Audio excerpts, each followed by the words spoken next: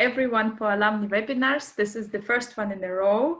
And the topic is not actually super alumni one because it's still about EYP, but it's about EYP from its very special perspective of the head organizer of the international session. And some of you, I guess, are considering thinking of be the head organizer or organize the international session. So we thought it would be good to give you a speaker, amazing speaker, Aritz, who just went through this whole process of head organize an amazing Valencia international session. So Aritz, you can introduce yourself and just jump into the topic. So hello everyone, and thank you for coming to this webinar and this Zoom. I'm Aritz Labrador. I started EYP in 2014, so 6 years now. And as Elena said, I was the head organizer and still am the head organizer of Valencia 2019, as the whole reporting process is not over yet. Today we were going to be dealing with the basics on organizing an international session, and also why is a very useful thing to do for the National Committee and for the whole network. And in the last part, I'm going to just highlight some best practices of Valencia 2019. And then we will open the spot to you for asking questions on anything regarding the organization of an international session, or specifically something on Valencia 2019, just as a best experience sharing moment for future ISS and future events. So just one organizational point, this webinar is recorded. So if you don't want to be on the record in some way, you should turn off your camera. Other than that, you are welcome also to stay like this, because it will be mainly the presentation of Aritz displayed. Super. So I'm just swapping now to, yeah. Can you see the PowerPoint? I guess. No one is answering. Yes, you can see. Yes, super. Thank you. So organizing an IS and why and how. So first of all, I'm going to start with a little explanation of what an IS is. I know that all of us kind of know, but just for us to be in the same page, basically. So an international session, for us to say, is a flagship event of the European Youth Parliament. So as we say, we only have 3 per year, and it's the star event of the whole network.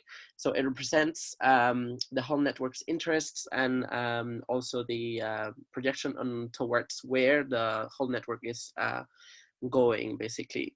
It's an international exchange, not only for delegates and for officials, so for volunteers and participants of the event, but also to a place where you can relate with externals and international agencies, bodies, companies, and so forth. So it's an opportunity to network as well, as I say there. Something special from this session is basically that it's co-organized by the National Committee or the association in conjunction with the International Office and the governing body. As you know, there are 3 per year, as I said, and it's a very nice opportunity to network, and also for networking, also for some innovation labs. So it's a very nice opportunity to put into practice your new ideas and to implement these innovation points that can be something beneficial for your session, and also as a learning point for future sessions and future projects.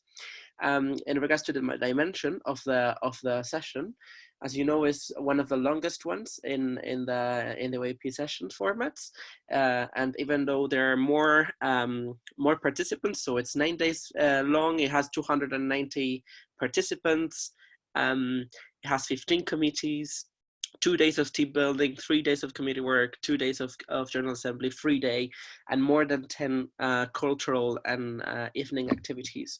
So it's a very nice opportunity to implement all your ideas, not only in the sense of academic perspective, but also on any other cultural activity and extra academic activities that can be organized.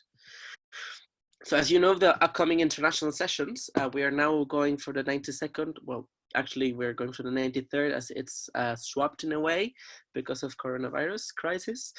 But just a perspective, as you can see, we have 3 per year, and they are held in different and differently organized in different national committees for countries. So why an IS? 3 important things, I would say. First of all, is to become your idea a reality. So more in a personal level. It's a very nice opportunity for you to put into practice a large-scale project. So put all your knowledge and all your experience before in EYP or outside EYP, put it together to build something on your own with your team and to become something a reality. Also, it's a very nice opportunity for outreach. So it's something also that it was included in the long-term strategy of the European Youth Parliament. And it's important that sometimes we have this idea of getting to new people, but sometimes we cannot. So probably the IS is one of the best opportunities to reach as many people as possible, and from different backgrounds, not only for the characteristics and the features of the event, but also for the support that this event receives, not only from the international international office, sorry, but also from the projection you can get from other sponsors and other partners. In general, it's more attractive than IS than other smaller events. So that's why it's very important to use it as an outreach event as well. And of course, personal development. I think it's one of the key here for your own, that building this idea that you have into reality is something that is going to enrich you in a way. And it's a learning experience, not only for everyone involved, but also for you. And you never have to forget that when you're organizing something, it's because you want to learn something out of it as well. And we know that EYP in general is all about this as well. Second pillar would be me to you. So giving me building something to give something to you. So it's a very nice opportunity to learn in different perspectives, different scenarios, different topics, different abilities and capacities and skills.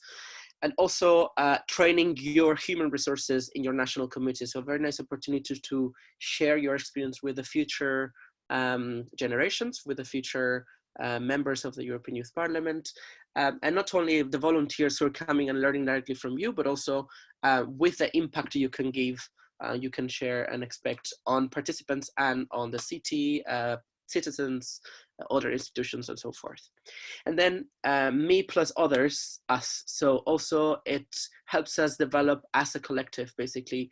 So it's a very nice opportunity for the national committee to develop towards a new horizon, as we say here in Valencia, to develop in a different way, to have an opportunity to grow, learning from other NCs, learning from past sessions, and also learning to implement future projects as well in the country. And also a very nice opportunity to get an external projection, so share what we do in EYP with a bigger community, not only the EYP community, but also external community. So when you build your partnerships, make sure also that it's a very nice opportunity to share our aims and our projects with people that can contribute in the future as well. So how we organize an IS? So the first thing we need to do is drafting. So we have the drafting period where you build a bid that you have to send to the governing body. The governing body will make a selection afterwards. Then it's the whole project development process. Then we have different meetings. Then we have the session. And finally, we have the evaluation period. So one of the questions that we had in a previous webinar that we had in EYP Spain a week ago was the human capacity needed for an IS. And that's something I'm going to be explaining now.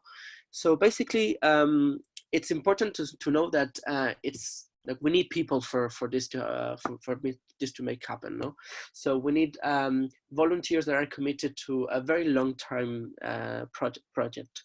So, for example, the approximate project time frame, it can vary from project to project, and also it depends on the contacts you have in the very beginning, and the NC capacity, on the NC experience and background on organizing events and so forth.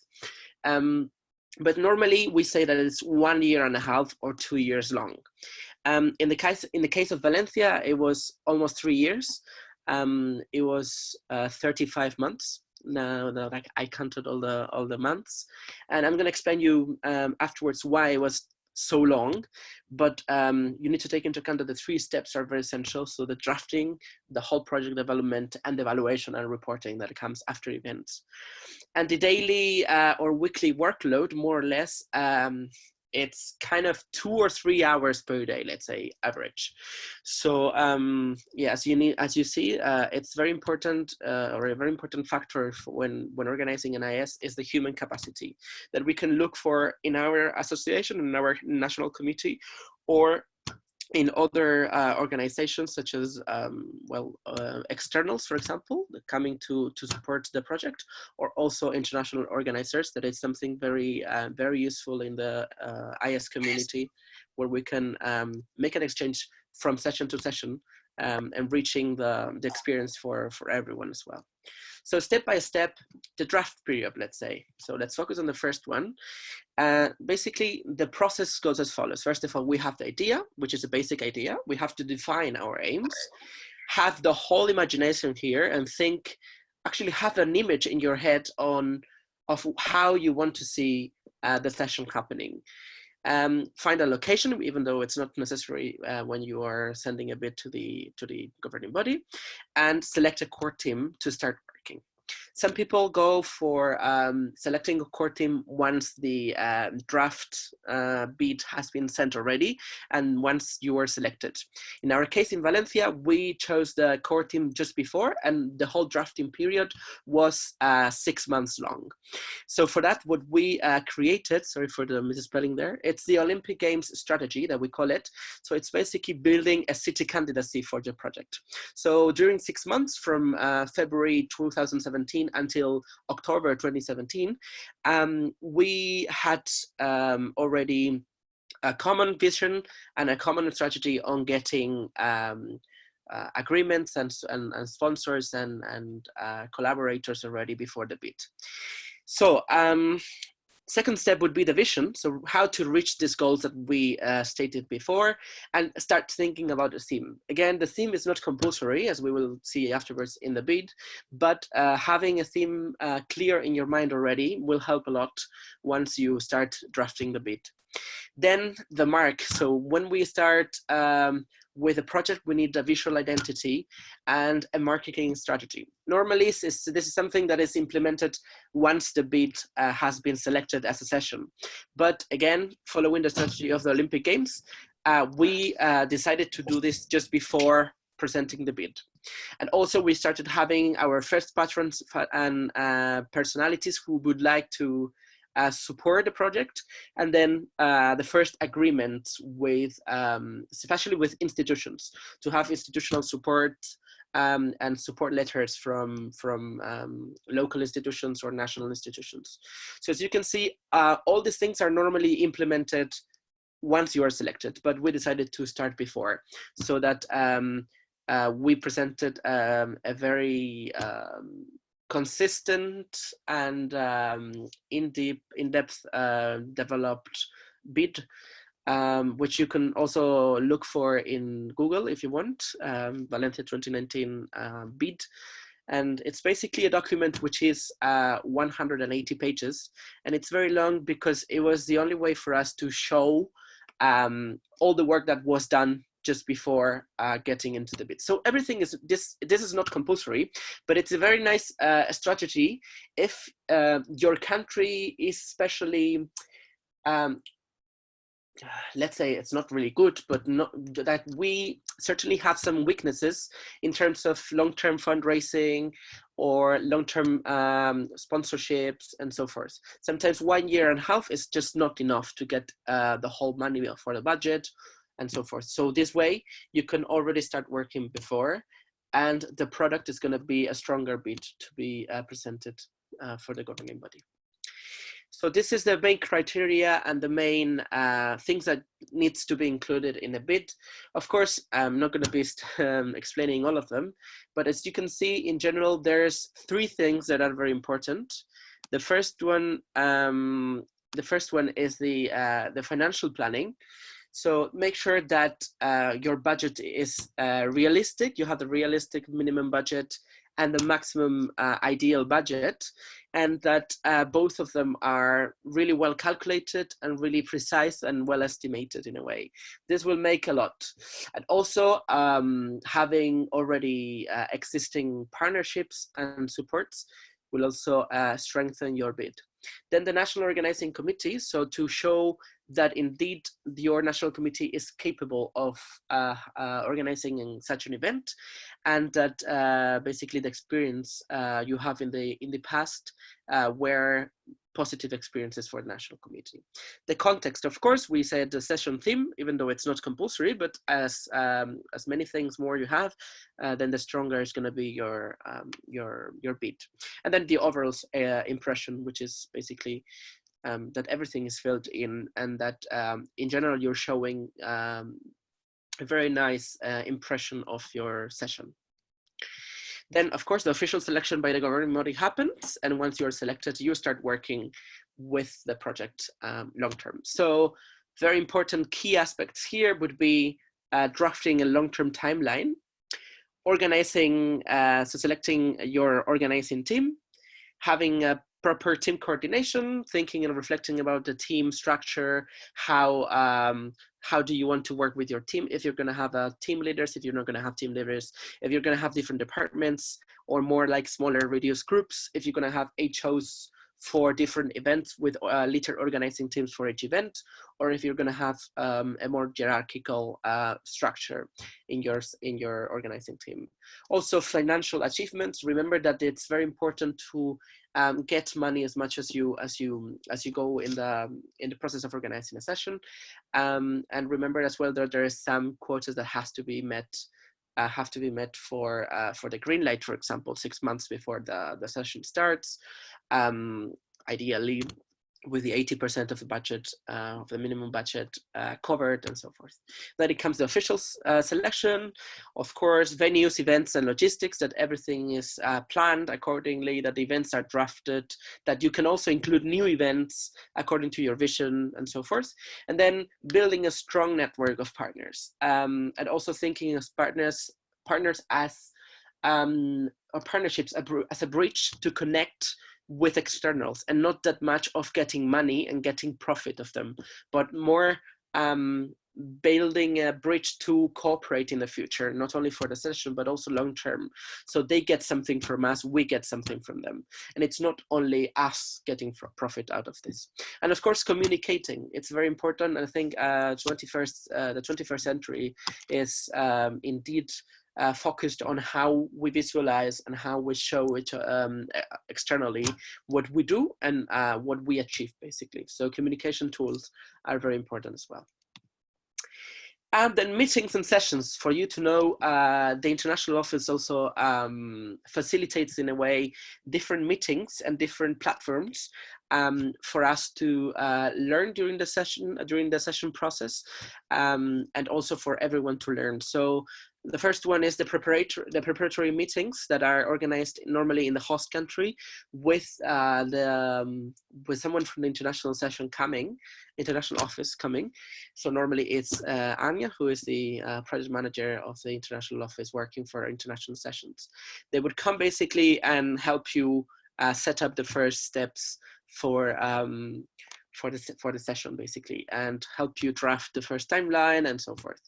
Then we have organizing weekends, that are the weekends that you would organize for the organizers. You know, it's not only the opportunity to get in person, get to know and bond, but also a very nice opportunity to show and offer training to your organizing team, especially because normally in the CAT that we will see afterwards, the officials academic trainings that can happen for the chairs team, for the media team, normally we don't have it for the organizing team, except for the opportunity, if you have the opportunity as an NC and your budget allows it to have kind of a training like this for the whole officials team in your country. But sometimes it's very difficult. So use the organizers' weekends wisely to work on those things that cannot be worked online, and also to train your team. Then the Head Organizers Summit, which you would have the opportunity to go to 3 Head Organizers Summit. This is an event that is organized in the international office in Berlin. And basically it's a very nice opportunity to meet all the head organizers from past international sessions and present international sessions or future international sessions, and to share best practices and give trainings once to each other, basically.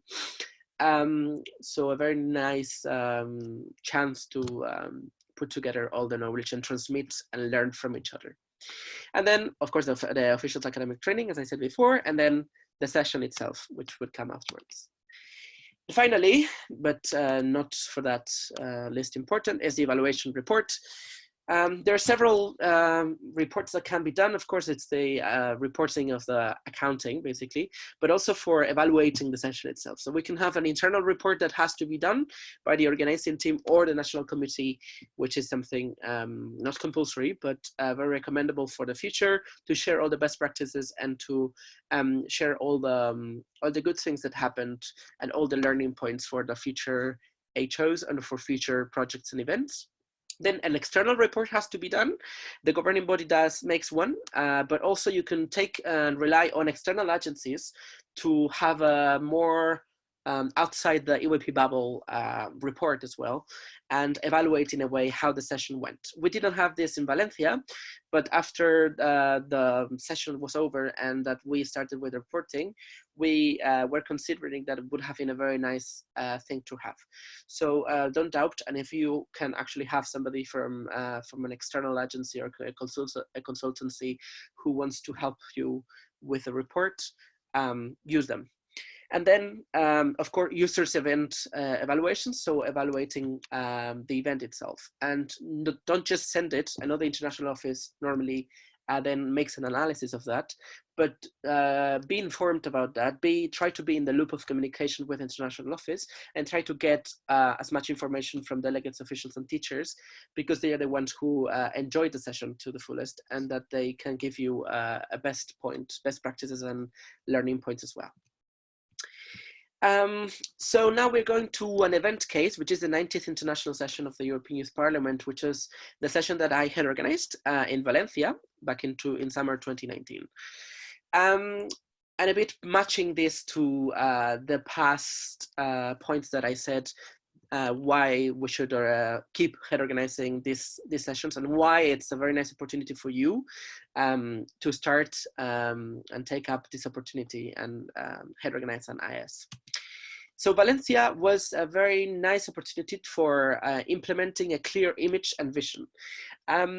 So we had a very big image impact with the boat thing, and a bit with a connection to the theme itself, which was sailing towards new horizons, that you may know. It was a very useful thing because this was connected to a marketing strategy that we started to develop once our session was selected. And the aim was that the boat was always relating to our session and to our event. So in a way, this was a very nice thing to do, and the image was externally oriented. This means that it was not only recognizable by members of the EYP community, but the aim was also to get attracted by everyone in the city and in the country as much as possible.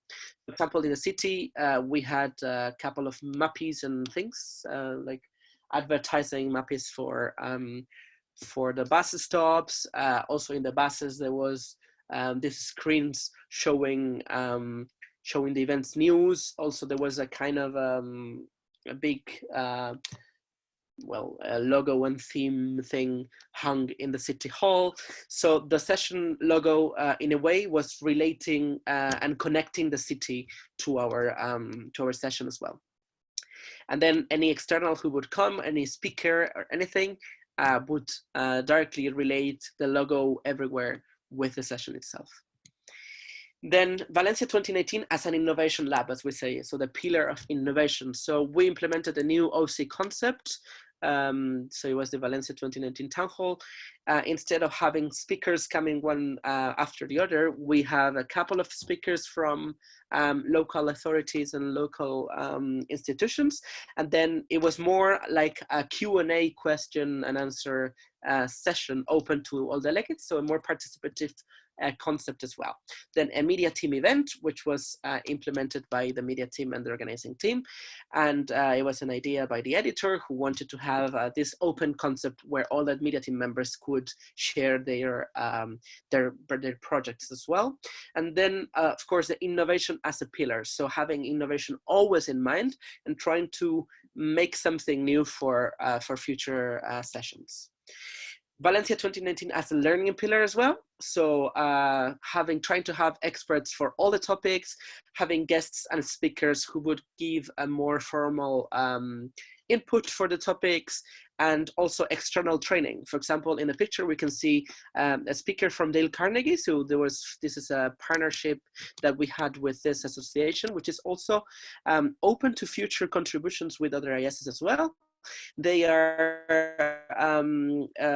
an association based in the United States, but they're working in other countries in Europe as well.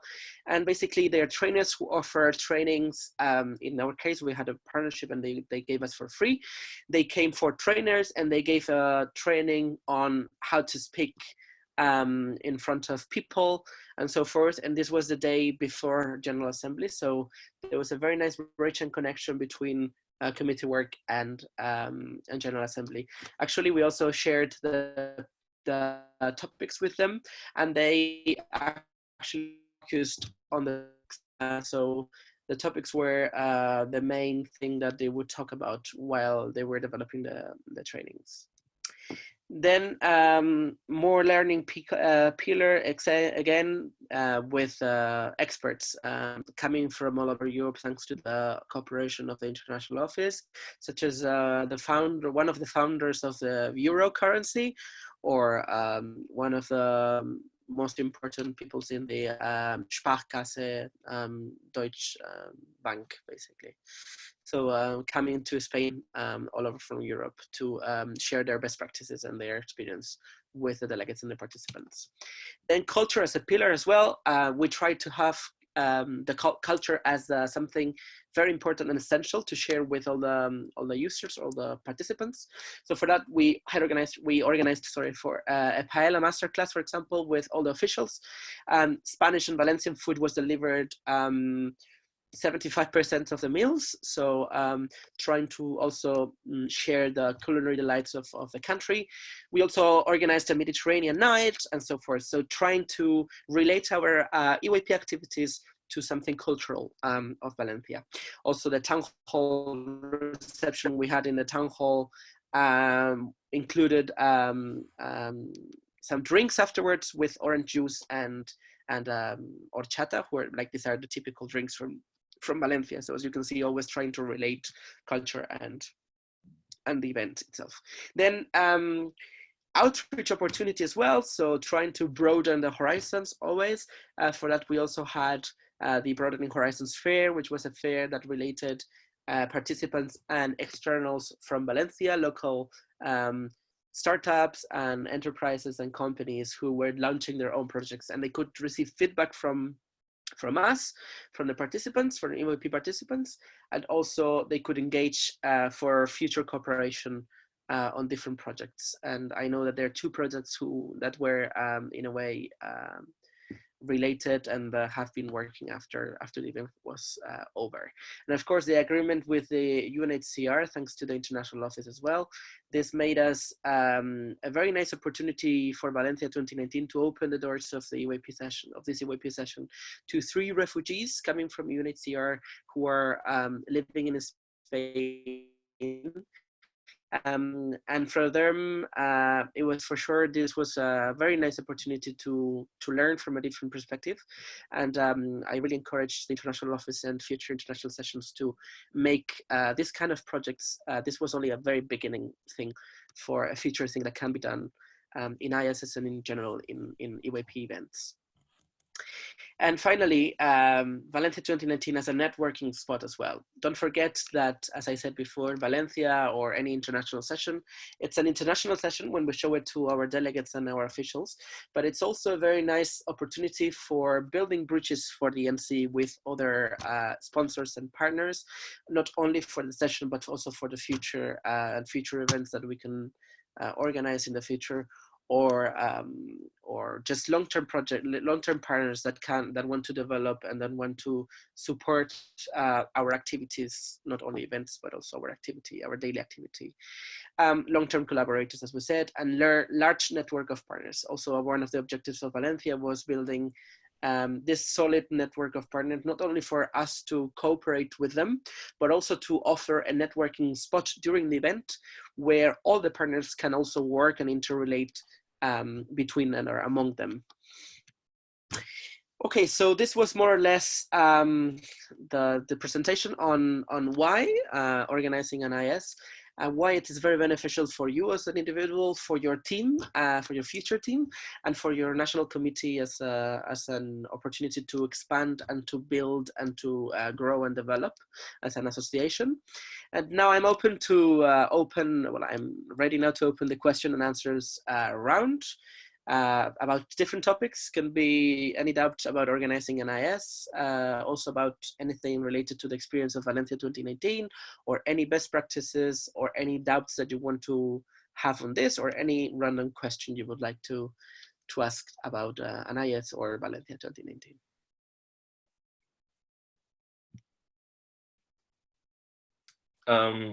I had a quick question about the bid itself, or like you mentioned how you did the bid to the IO, but I was wondering, how did you pitch it to your NC, or like how did you get the NC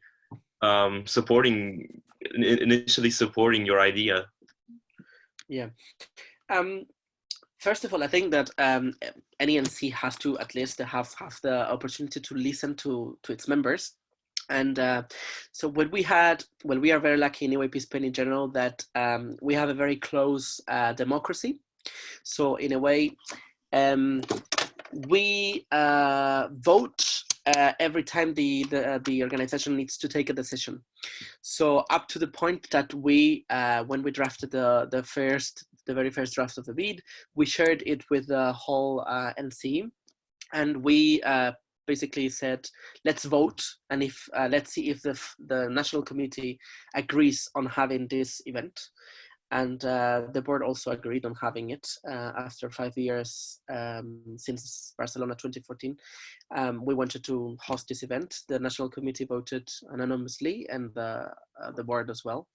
So basically, we were just transparent and showed our idea, and people voted, and that was also a thing that we could add in the bid in the end, that we had the support of our members and our board.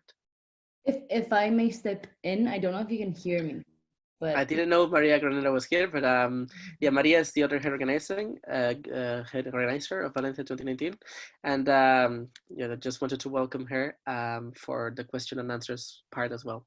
Yes, I just joined for this part to see if I could be helpful at all, but like answering your question and just developing on what Aritz said, if I'm not mistaken, I believe we also open like this draft so that anyone can comment on it, and I believe a lot of people actually did comment, and we also held a question and answers kind of thing via like a Skype, and members were invited to ask any questions even before it got sent. So that was, I believe we checked on members of EYP Spain twice at least. Yeah. So I mean, the key I think is being transparent and being open for everyone, showing it with sharing it with all your members, and just not just as a tool to share it and to be transparent, but also as an opportunity for them to support you and to share feedback, and yeah, basically strengthen your bid for the selection. Awesome. Thank you for your input. Much appreciated. You're welcome. We got a question on the chat, but I've never used Zoom, so I don't know how to deal with it. Like, should we answer on the chat or should No, I think we should answer. Yeah, thank you for this presentation. Could you please tell more details about the organizing team structure at Valencia? Yes. Okay, in our case, the structure was different depending on the stage of the project. So in the drafting period, as we said before sending the bid, we already had a core team, and we also organized a core team meeting already for the bid. So we were all working closely, and I think the whole core team was in the same level, let's say. So even though we were the head organizers and representing the communication with the office once we were selected, the whole core team was, let's say, in terms of making decisions and so forth, all in the same level. And then we had organizers in different departments. We had 4 departments actually. The first department was financial affairs. The second one was venues, logistics, and accommodation. The third one was communication and protocol. And the other one was participant support and event management. So these were the 4 of them, and the team leaders of these departments were part of the core team. So in a way, they were the bridge between the organizers and the head organizers. And the communication was constant and continuous, taking into account that being a head organizer also means having a whole perspective of the session. And sometimes if you don't have, with a team, a large team of 30 people, if you don't have a kind of a connection bridge with the whole team, at least in Spain or in our culture and how we work, it was very difficult and very hard to have it in a different way. Yeah. Also, like, just to note, the sizes of the teams were different. So the departments, for example, the departments of participants, support, and events, as well as financial affairs, were larger than that, like those of communication and venues. But this was simply because of the amount of workload we thought they had. For example, financial affairs is in Spain is something that is quite challenging, where while it can be easier to get in-kind sponsors, getting actual money is very hard in Spain. So we thought there should be more team members allocated to finding these funds. And also, for example, with participant support and events, this was one of the teams that got more organizers towards the end, because their role was at the beginning, they made all the program, they designed the program, they designed the concept for each of the events. But then at the end, while the session was approaching, then more questions and more problems came up. And then we did a second and a third call of organizers. And at that stage, most of the organizers that were selected were going towards the events and participants team. Yeah. Also, this doesn't mean that it's the only possible structure. It also depends on the country, on the philosophy of how you work. I think it's also part of the mentality of the country in a way, and also it depends on the on the amount of the organizing team as well. For example, I was organizer in LAX 2016, and this was completely different. Instead of having big departments, we had little teams that were referenced to little division of tasks. And then instead we had this little head organizers for different events. So I was, for example, the head organizer of team building. And at the same time, I was representative of a team which was delegate support. So double function, let's say. So organizing a session and a session element, and then at the same time, having a role of working on something specific, but for the whole session. This is also a very nice thing to take into account if you want to have a double check, for example. So let's say that you are head organizing team building, as you said, and then there's somebody who is responsible for materials. So this material task for team building will be checked twice. It will be checked by the material guy of the whole session, and also by you, because you're the head organizer of the team building. So in the end, it's a different perspective, different opportunity to organize It really does session. depend, but if I were to give one advice, it would be never try to handle it all on your own. So Yeah. whatever structure you choose, don't assume that since you're head organizer, you will always know what everything, like where everyone's going and what everyone's doing. Because I think, at least for my experience, that was my approach during the first, let's say, couple of months going to a year. And it got to a point where I couldn't handle it. There's no way you're going to know who's answering each email. And for that, at least in my experience, I consider it is super useful, even if it's head organizer for an event or team leader, just someone that has less people to lead, and that you have sufficient like contact with that person so that you can talk to that team leader or head organizer of an event, and you can be up to date without needing to do all of that process yourself, because if not, you might lose it.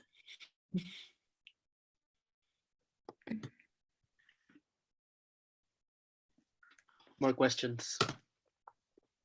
Yeah, what would you say was the most difficult or like challenging, time-consuming part of being a head organizer, like before the session, during, and after?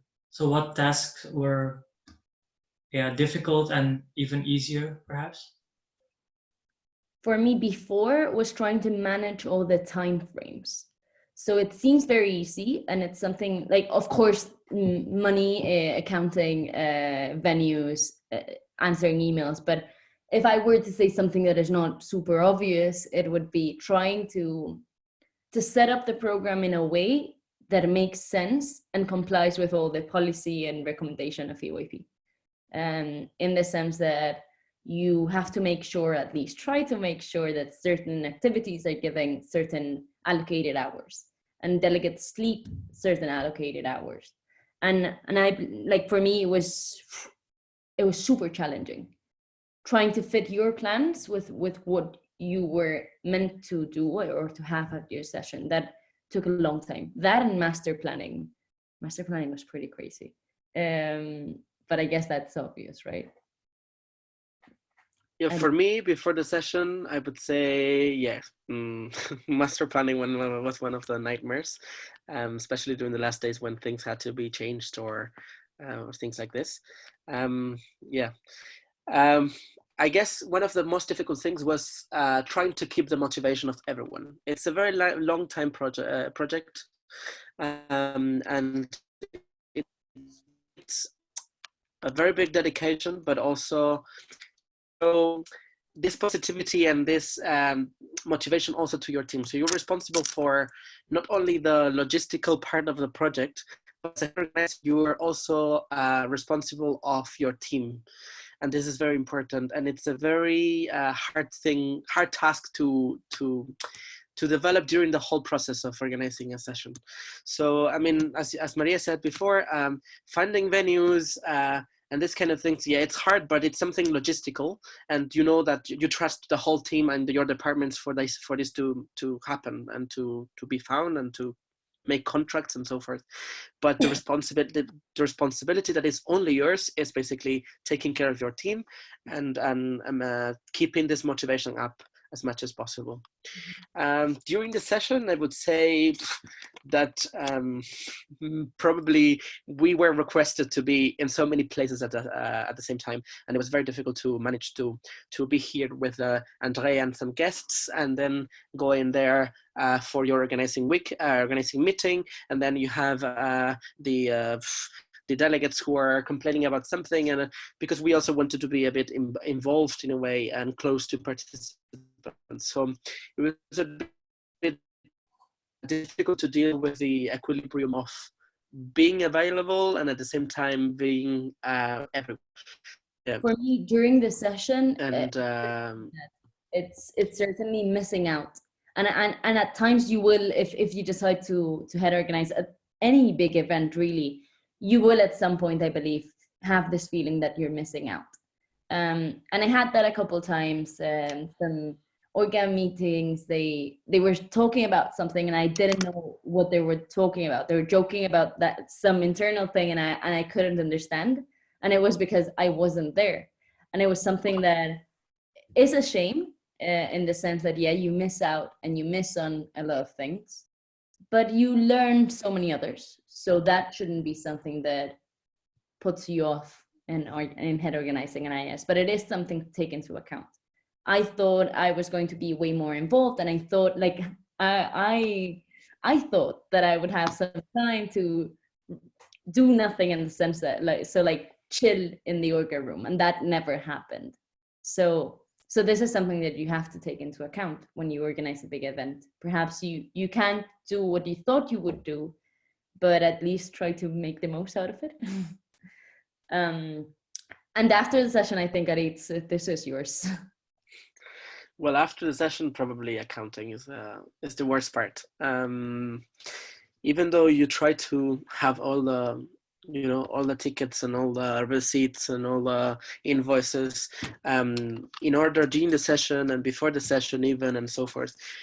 It's very difficult, because then there are so many changes from day to day, not only for the amounts and the invoices itself, but that each sponsor asks you to have the reporting done in a different way.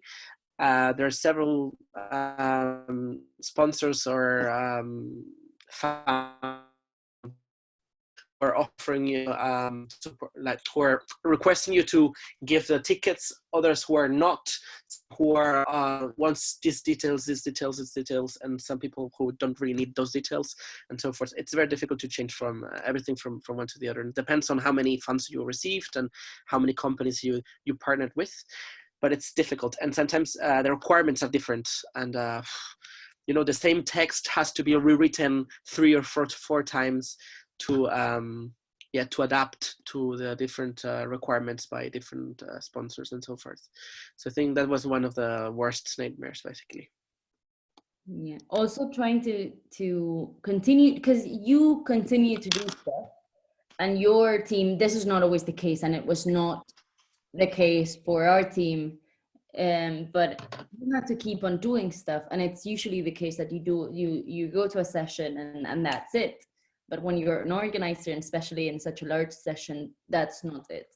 And I think in our session, it didn't happen so much, because we, from the beginning, we said that this was going to last at least until December, which continued lasting until now. But of course, up until now, it's been mostly core team, but up till December, organizers were mostly free to do any other post-session stuff.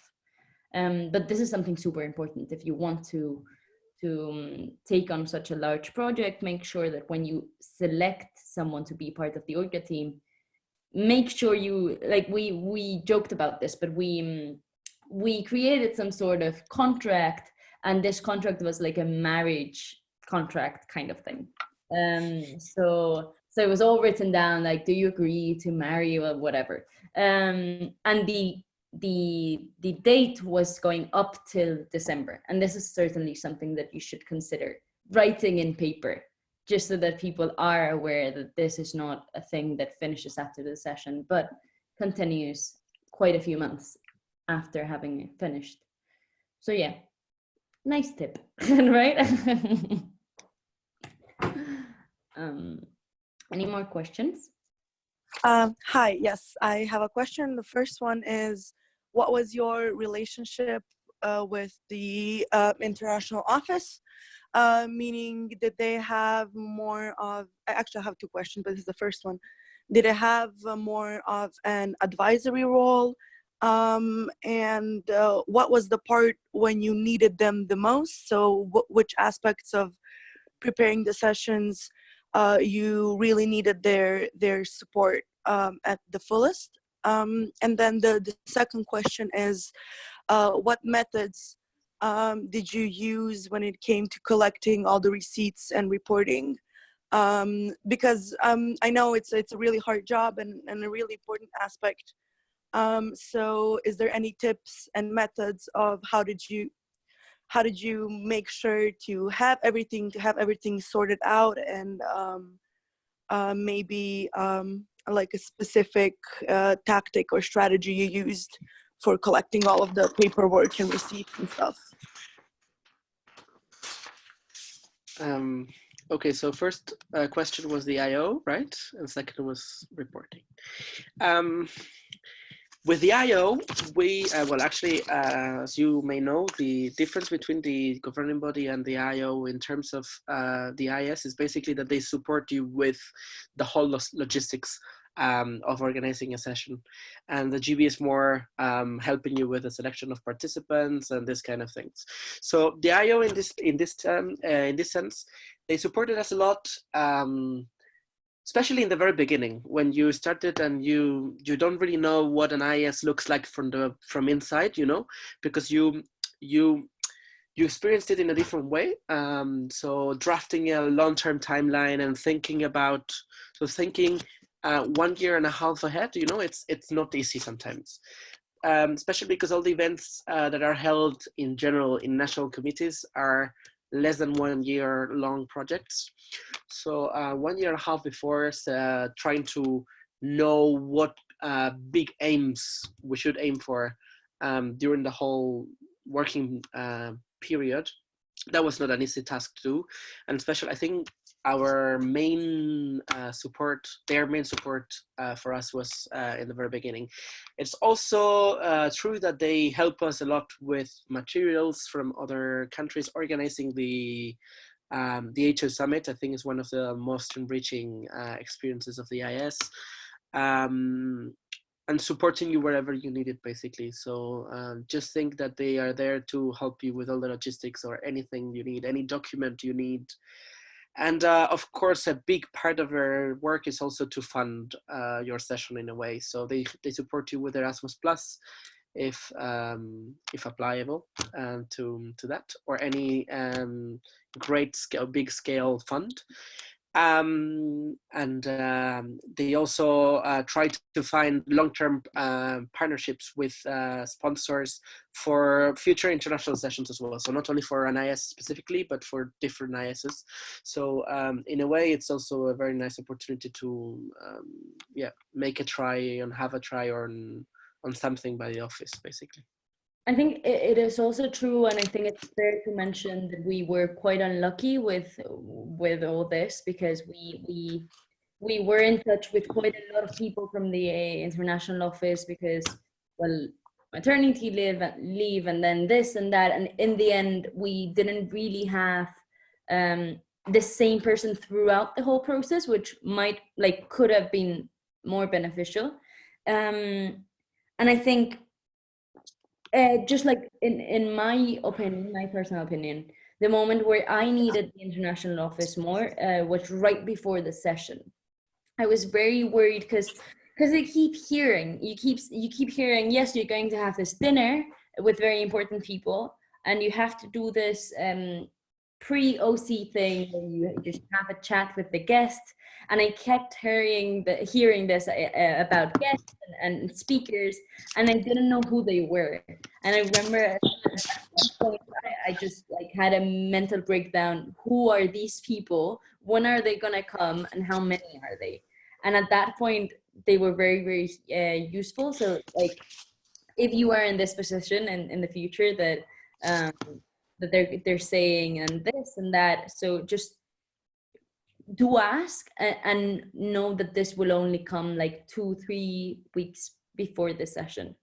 I also found that they were a super huge support during the session, and that was also very important. I didn't quite understand the role of the international office as much as during the session, where you actually got the impression that they were not trying to evaluate what you were doing, which was what I thought they did at the beginning, but instead they were there to support, and they even came to one of the orga meetings that we had, and in this case it was Maria Manolescu, and she was really she was concerned about how everyone was, and I don't know, I felt that we needed her most during the session, and that was a very good support. So don't believe that just because you're already at the session, it doesn't mean you don't need the international office, because in my opinion, that was the moment where I needed them most.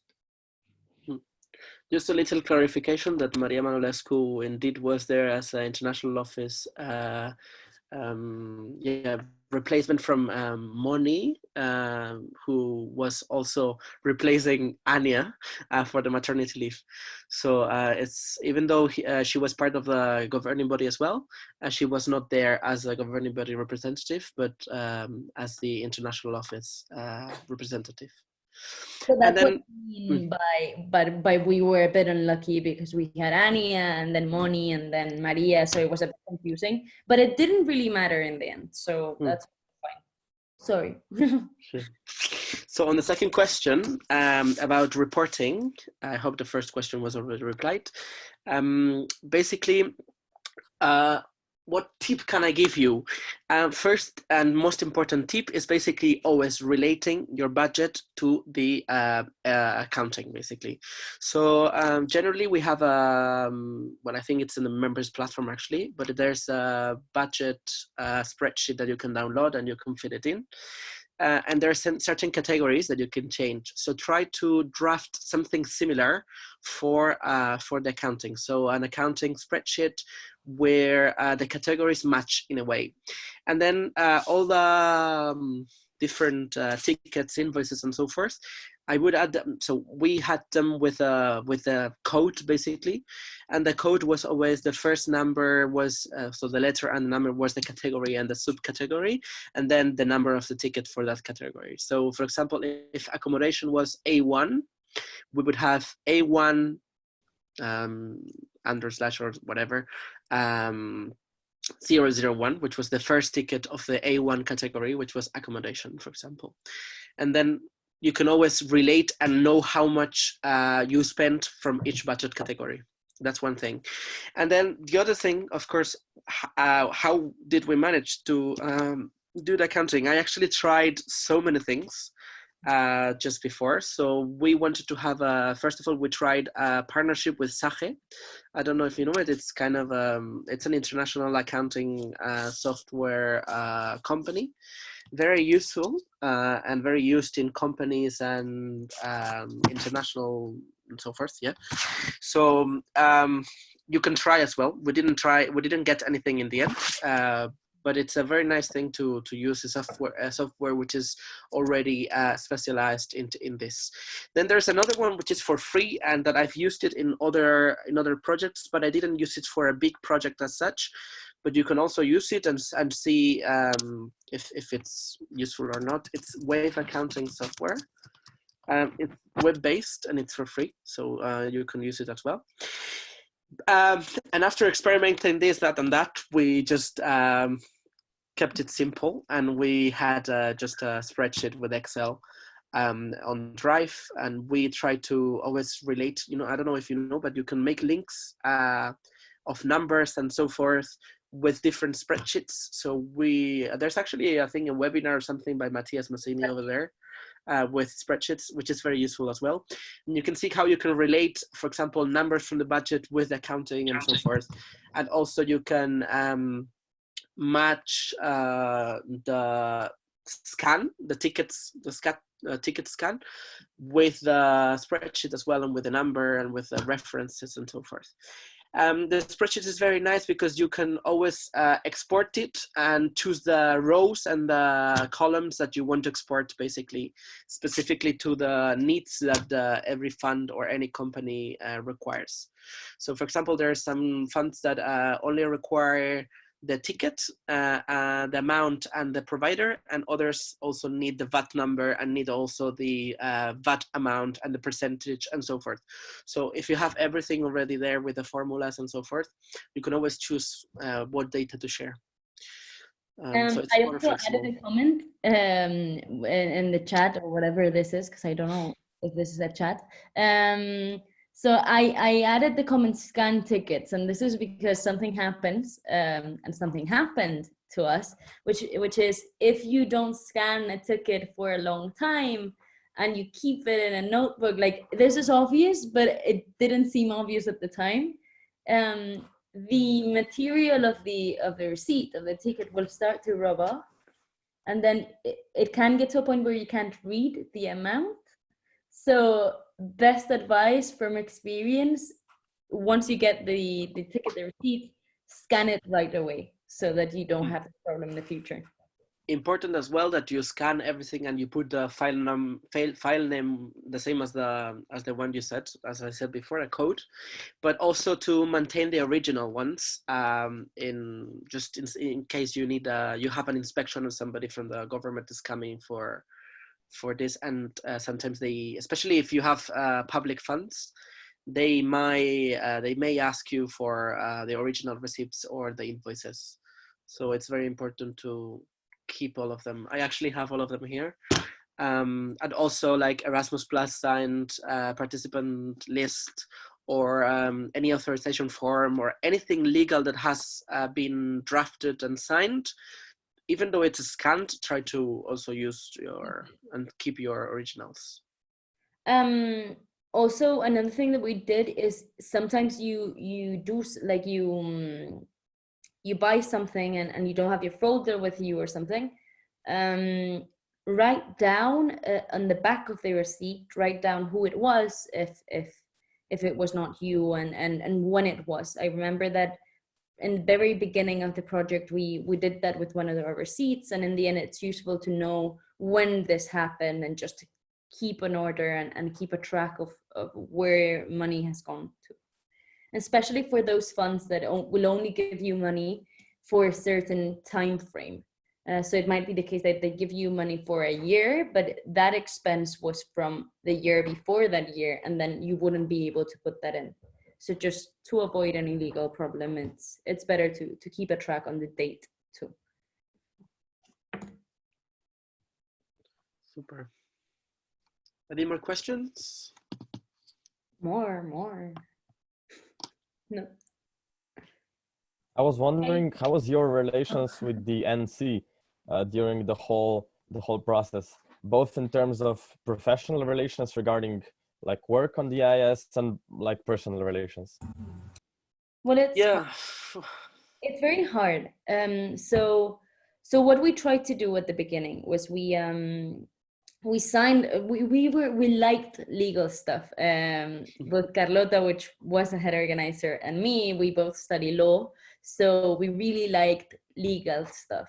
So we wrote this, we made this contract where with the board, where basically we agreed to certain terms, such as a certain period of communication and certain things that we thought were important. And perhaps whenever you try to do an event, it'd be cool if it doesn't have to be a contract or something super legal, but just establish the basis of the relationship.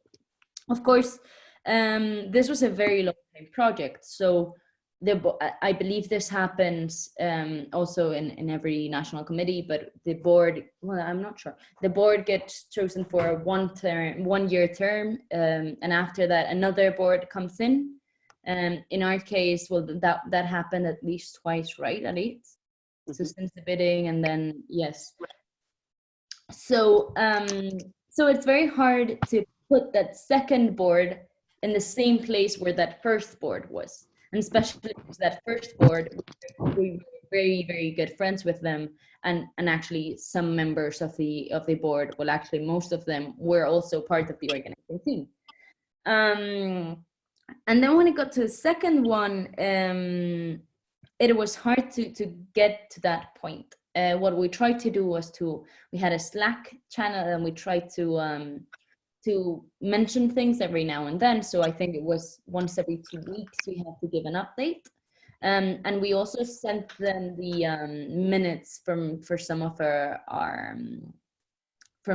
did you tell them about the team update Skype? You did, right? Aritz? What? No? We once a month. No, I didn't tell them. I think it was the last Sunday of each month. The whole team had a team update Skype. So we would all go on Skype, and each team leader would talk about the updates of that team throughout the month. And then all the other organizers were able to comment and ask, and that we thought was a good way to do our communication within the team. thingy. So what we did was we had the minutes from those team update Skypes, and we sent those to the board, as well as every 2 weeks giving updates to them. However, it is true that you have a lot of things in your head, and sometimes you forget, and they forget to talk about stuff, and it did happen at some point. But we simply just talk through it and try to be more communicative. Of course, they were always invited to join to any meetings if they wanted to, but this really depends on how involved you want them to be in your session, if you know what I mean. It depends. It really does depend. For example, from our experience, the first board was good because we communicated a lot with them, in the sense that all except for one was part of the core team, so they obviously knew a lot about the project, but that also had some inconveniences. For example, they were involved in the organizing part, but perhaps we didn't talk so much about board stuff because it was very easy to get those two mixed up. So you really, like, this wasn't really useful, I just realized, but you really just have to find your way. And it really depends on the type of board that you had. Aritz, you go and say more and be more helpful than what I have been.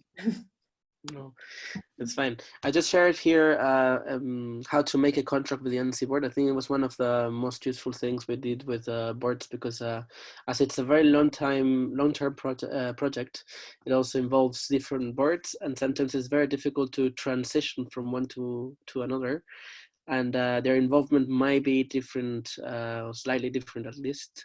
And yeah, especially if you have members in the organizing team members with board members as well, who are board members as well, sometimes it's very difficult to handle it. So if you make a contract which is long term, and if it affects to all the boards coming afterwards, then it's safe. Sometimes you don't need it. It depends on the philosophy of your association as well. Some NCs work better with the NC, and some are more independent in a way. But it depends on the nature, basically, of the NC. Maybe a follow-up question. Thank you, both of you, for the quite thorough elaboration. But like, I'm speaking this from a perspective of an NC board member of an NC that's having an IS as well. And maybe what would you what was something that maybe you missed from the NC side, or something that they could have done better for you? I think more support. And this is super broad, but let me explain. So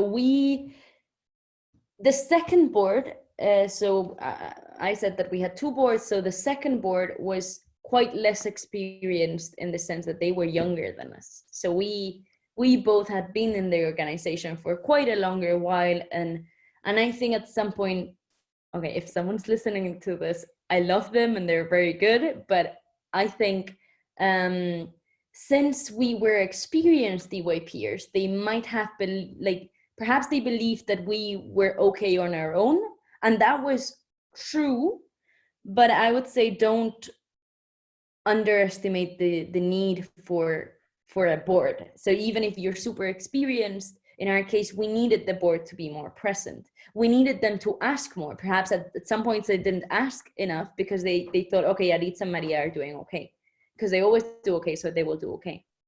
And that was an assumption that I appreciated, because it was like, okay, thank you.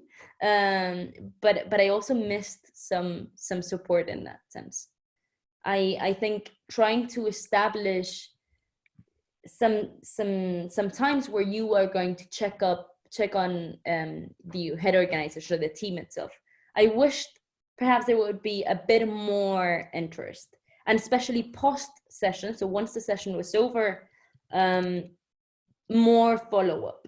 So we had quite a few misunderstandings, and that was basically because we only talked about things when they exploded after the session, I mean.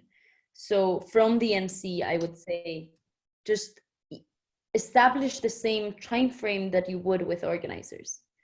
check on the head organizers more and on the team in general, and not just from a, this is very EYP Spain, but not just from a legal perspective or a milestones thing in your EYP world and in the board, but also from a personal side. Because usually head organizers only have the international office or the core team to complain about their dramas. And it would have been good to have the board to understand that personal aspect and the things that the HOs are going through too. And then the second thing would be, once the session is over, make sure to have quite a few Skypes following up and just talking about how everything's going, funds and things that depend, or that letters that they have to receive for you to do something. So make sure you talk quite a lot even after the session is over. Following up on this last point you made, Maria, on it's very important, this follow-up connection, because it's the same as the organizers who disconnect once the session is over. Especially in our case, that was already August and September, getting back to the school and to university and so forth. Sometimes it's very difficult to keep that contact. It's very important, especially because you are the legal representatives of the organization, and reporting sometimes needs you, basically. In our case, for example, in Spain, we had some public funds and all the reporting was done, but if the board was not there, they couldn't, because they were the only ones who could access the online platform to upload the documents, for example. So it's very important that the coordination is hand in hand, and it needs to be close. So try to be available for them. I would also say something that I just realized. So when an IS goes well, so let's take, for example, LAX or Barcelona, we attribute some, like, we congratulate the NC. And this is something that we do internationally and should be done because it's great. But I feel when some things might go wrong, we might blame the head organizers. So make sure as an MC member and as a board member, not to just take advantage of the good moments, if you know what I mean. If your international session goes great, then that's amazing, and that is also because of you. But if something goes wrong, if by the end of the session, for whatever reason, this sponsor drops and falls out, and there's 10,000 euros less than you planned for, don't assume this is the head organizer's fault. So always take responsibility for success and failure, I would say. So an EYP international session is part of is something that the NC does as well. And that is why when you submit the bid, we talk about the national organizing committee and not about the head organizers themselves, because it's something that is common. So give yourself, give the session the enough value for the MC. Don't take it as a side project, regardless of the experience of the people that are leading it. So you are responsible to what happens to the IS2, which might seem obvious, but perhaps it's not as obvious as it should. Thanks a lot. No problem. More. What would be an appropriate number to, of organizers for a smaller session, for example, 100 delegates? What would we recommend? You mean a number of people in an organizing team? Yes. Yeah. It really depends. It really depends on the country, as I said, on the NC capacity and so forth. For example, we had 30 members, around 30 members, for a session with 290. But it doesn't have to be proportional or anything. I would say, but I would say, yeah, between 10 and 20 and 12, 10 and 15, I'd say, yeah. Yeah. Depends on how much you need, how explored the city where you're doing it is. Basically, if it's something new, you might need more people. If it's a city that has had a national session already there, for example, you may need fewer people. It depends, and just don't be scared of that. You can also Open and plan different calls. Yeah, so have an initial call with 8 organizers to start working on financial planning and achievements, and then just open another one depending on your needs as well. So you can also assess your needs. That is super smart, because you get that extra time for the people that you don't select at this point to get more experience. So it's actually a nice strategy. You select the people that you need for the moment. So you need to develop your financial plans and the program, and you need 6 people for this. And then when delegates start to come in, you add 3 more or something like this. And then those people would be more trained than they would have been before. It's just a strategy. It can, you can select them all at once. That's what EYP usually does, EYP Spain. But we did it the other way in the IS, and it worked out too. It's also very useful doing it that way, because when a new round of organizers is selected, it also gives fresh ideas, and they kind of support and help with the motivation as well of already existing members. It helps a lot on the working environment and so forth. Absolutely. Thank you very much. Pleasure.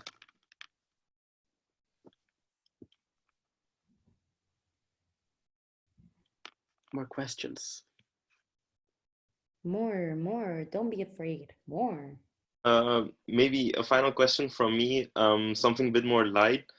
When looking back at the session now that it's more or less over, what is the thing you take home the most, or the thing you found most wholesome, or just generally the thing that probably will stay the most with you?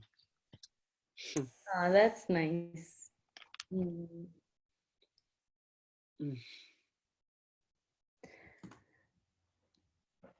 I haven't yet been able to understand and process that the session is over.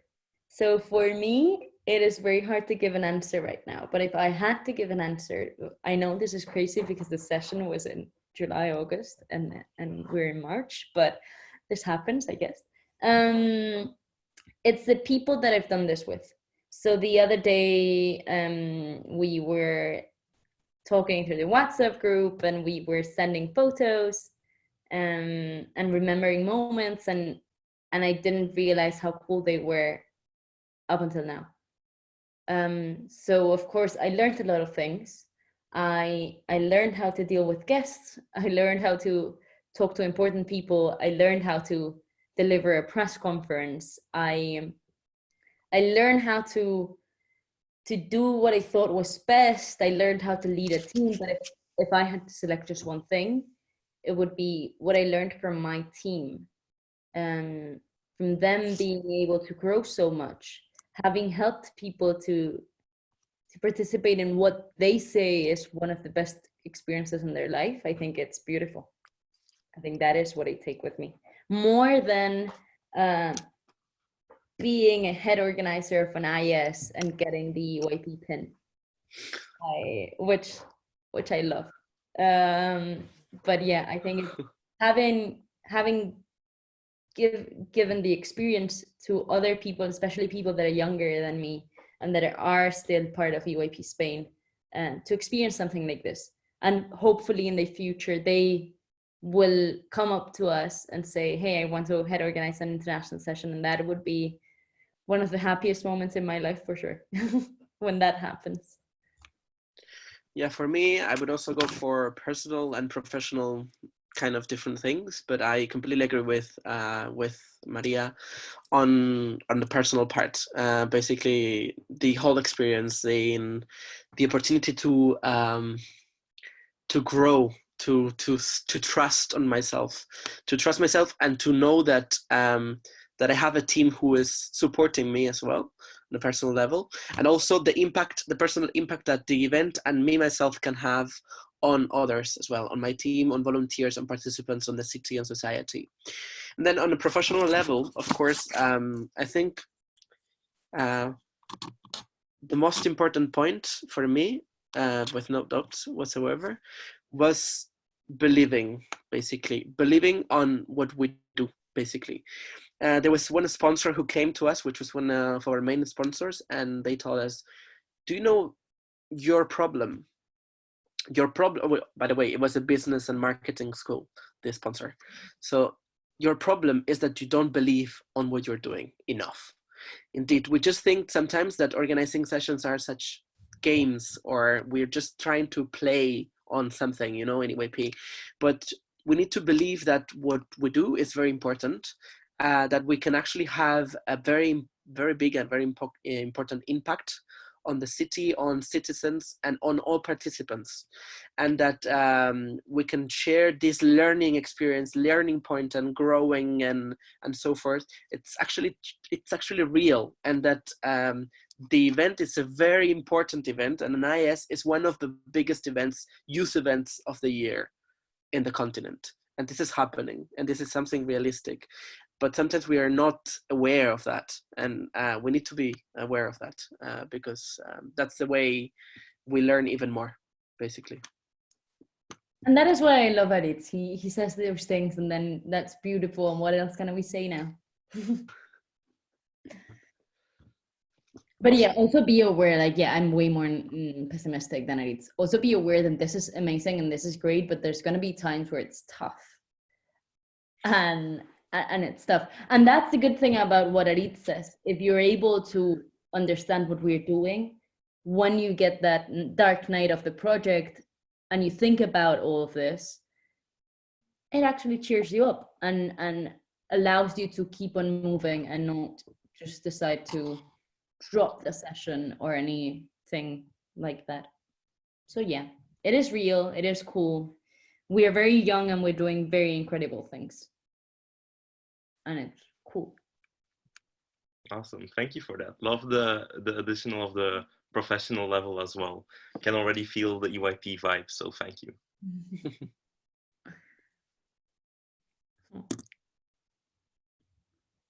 Someone else?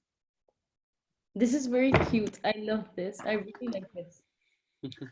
I do have a question though, and my question is anybody from here willing to head organize an IS?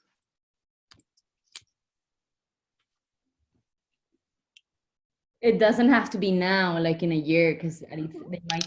Or in 3 years. But it's something that sometimes you have there. It's like. Maybe. Ooh. That's up for debate as well.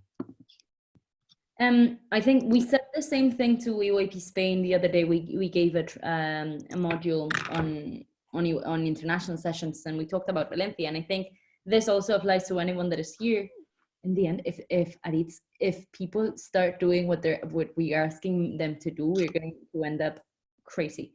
So basically, what we're saying is that if you are thinking of head organizing an event, we would be extra happy, more than happy to read your bid and help you out if in anything.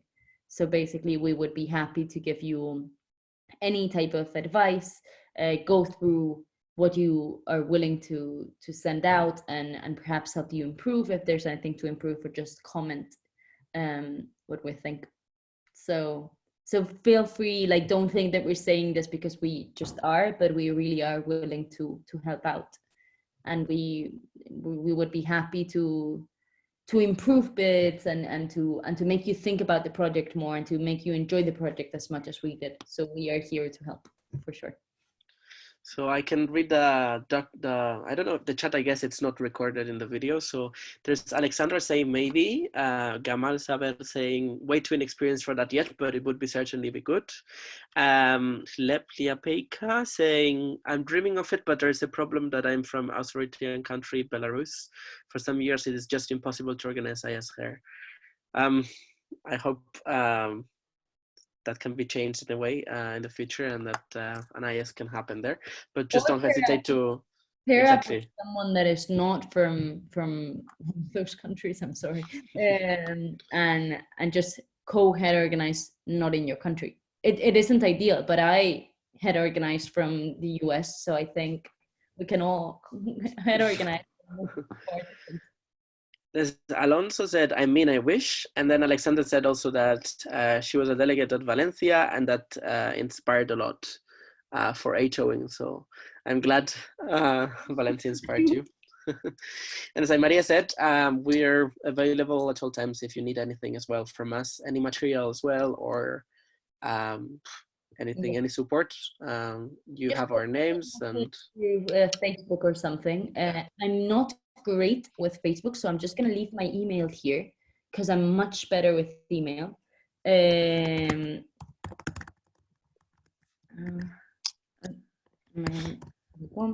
Yeah, so I'm way better with email. If you write me an email, I will answer faster than Facebook. But yeah, feel free to send anything. And yes, if you have any questions. Dear Aritz and Maria, thank you for this lovely, very long webinar, much more than we expected, but with a lot of interaction. So yeah, thank you for joining and for, in these difficult times, for taking care of everyone who is at home and have nothing to do or just want to connect with others through digital tools. So thank you so much for stepping in, and thank you to all listeners. We were around 25 people, now we're at 22, so still like not so many dropped out.